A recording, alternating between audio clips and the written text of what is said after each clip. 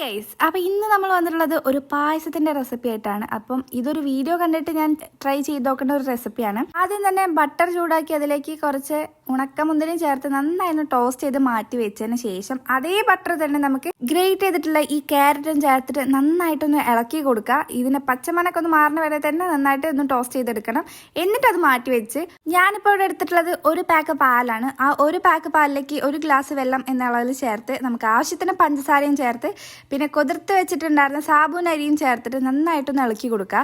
അപ്പോൾ ഈ സാബൂൻ അരി ചേർത്താൽ തന്നെ ഈ ഒരു പാലിൽ ഒന്ന് കട്ടിയായിട്ട് വരും. നമ്മൾ നേരത്തെ മാറ്റി വെച്ചിട്ടുണ്ടായിരുന്ന ഈ ക്യാരറ്റും ചേർത്തിട്ട് നന്നായിട്ടൊന്ന് ഇളക്കി കൊടുക്കുക. പോരാ എന്ന് തോന്നുകയാണെങ്കിൽ മധുരം ഈ നേരത്ത് ചേർക്കാം. പിന്നെ ഇതൊന്ന് നന്നായി കട്ടിയായി വരുമ്പോൾ നമുക്ക് വീണ്ടും കുറച്ചും കൂടെ പാലൊഴിച്ചിട്ട് നന്നായിട്ടൊന്ന് ഇളക്കി കൊടുക്കുക. ഏകദേശം ഈ ഒരു തിക്നെസ് വേണം.